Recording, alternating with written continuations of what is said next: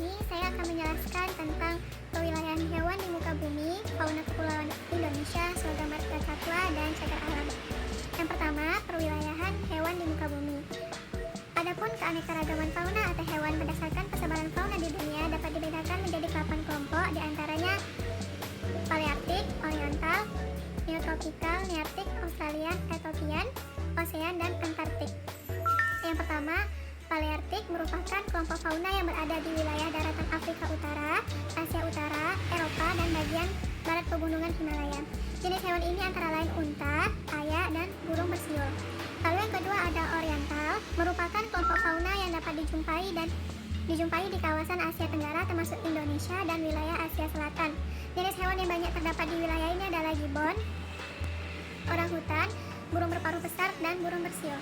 Kemudian yang ketiga ada Neotropikal, merupakan kelompok fauna yang terdapat di wilayah Amerika Selatan, Hindia Barat, Amerika Tengah, dan sekitar pantai Meksiko.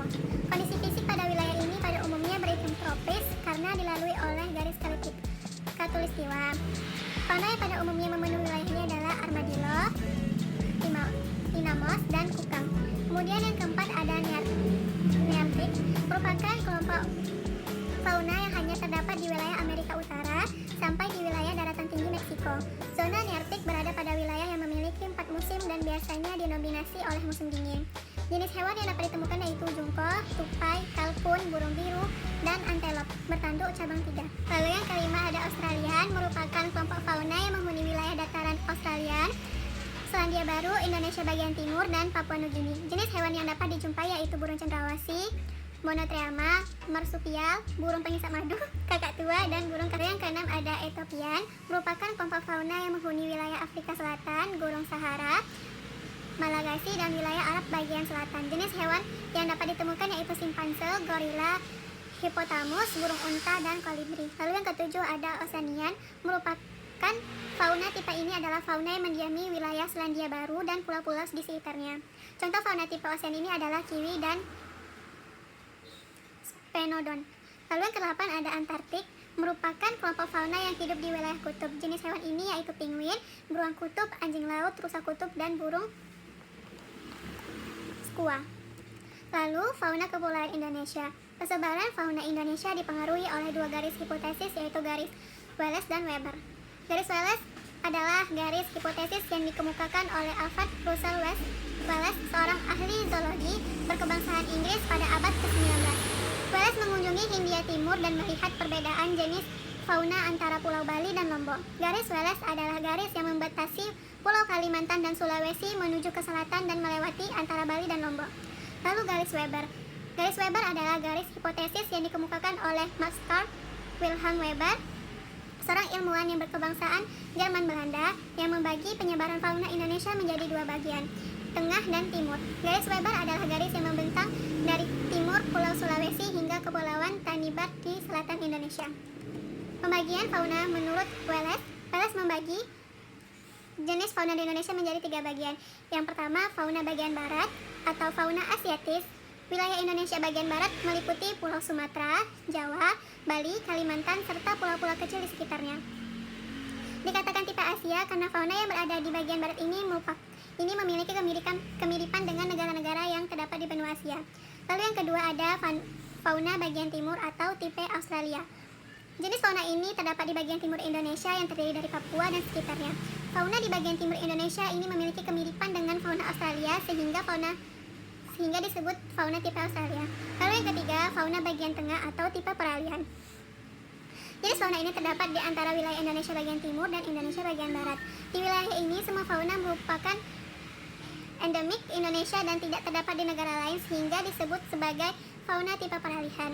Fauna di bagian tengah dibatasi oleh garis Wallace dan di bagian barat dan garis Lineker di bagian timur. Di antara kedua garis ini terdapat garis keseimbangan Weber yang terletak di sebelah timur Sulawesi. Lalu pembagian fauna menurut Weber. Banyak ahli yang melakukan telaah tentang persebaran jenis hewan di Indonesia dengan membuat garis batas yang berbeda. Salah satu ahlinya adalah Weber. Ia menentukan batas dengan keseimbangan perbandingan hewan Asia dan Australia 50:50. Weber menggunakan burung dan hewan menyusui sebagai dasar analisisnya, tetapi tidak setiap binatang yang dijadikan dasar memiliki garis batasan yang sama. Contohnya, hewan melata dan kupu-kupu Asia menembus lebih jauh ke arah timur daripada burung dan siput. Garis batas antara Indonesia bagian barat dan bagian tengah disebut garis Wallace, dan bagian batas antara Indonesia bagian timur dengan bagian tengah disebut garis Weber. Kemudian pembagian fauna menurut Lydekker. Ahli lain yaitu Lydekker menentukan batas barat fauna Australia dengan menggunakan garis kontur dengan mengikuti kedalaman laut antara 180 hingga 200 meter sekitar Papua Sahul dan paparan Sunda. Hal ini sama dengan Wallace yang menentukan batas timur fauna Asia. Adanya perbedaan fauna antara wilayah Indonesia bagian barat dan timur karena kedua wilayah itu terpisah oleh perairan yang cukup luas dan dalam, dan kedalaman laut lebih dari 1000 meter. Laut yang dalam tersebut sebagai pemisah antara kedua wilayah, sehingga fauna pada masing-masing wilayah berkembang sendiri-sendiri. Kemudian, Swaga margasatwa. Hewan liar terkadang membutuhkan habitat alaminya agar dapat dibudidayakan keberadaannya. Secara definitif, dalam Undang-Undang Nomor 5 Tahun 1990 tentang Sumber Daya Hayati dan Ekosistemnya dijelaskan bahwa Swaga margasatwa adalah kawasan suaka alam yang mempunyai ciri khas berupa keanekaragaman atau keunikan jenis satwa yang untuk kelangsungan hidupnya dapat dilakukan pembinaan terhadap habitatnya. Secara mudah dapat dijelaskan bahwa Swaga margasatwa merupakan sebuah kawasan perlindungan yang ditinggali hewan-hewan unik atau umumnya yang terancam punah untuk diperoleh kelestariannya. Jadi bisa dikatakan bahwa di Swaga margasatwa adalah tempat budidaya hewan langka pada habitat aslinya. Sayangnya, Swaga margasatwa tidak dapat diakses dengan mudah oleh pengunjung karena tujuan pengolahannya memang merupakan untuk keperluan konservasi atau pendidikan. Ada alasan dibalik pelestarian satwa dalam kawasan alamiah atau in situ dalam Swaga margasatwa, antara lain karena interaksi yang terdapat di dalamnya, baik itu antara sesama satwa maupun dengan lingkungannya. Penting untuk diketahui interaksi tersebut supaya dapat mempelajari kebiasaan dan tingkah laku para hewan yang ada sehingga upaya pelestarian dapat dilakukan. Kemudian cagar alam. Cagar alam adalah suatu kawasan suaka alam yang terdiri dari flora dan fauna yang khas serta ekosistem tertentu yang memerlukan upaya perlindungan dan perkembangan secara alami.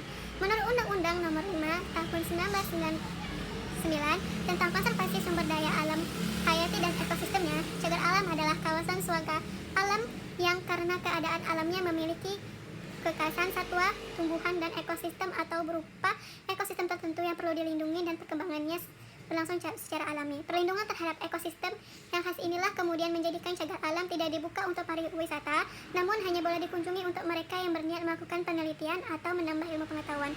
Untuk berkunjung ke kawasan ini, pengunjung diwajibkan membawa surat izin memasuki kawasan konservasi atau SIMAKSI yang dikeluarkan oleh Kantor Badan Konservasi Sumber Daya Alam atau BKSDA setempat.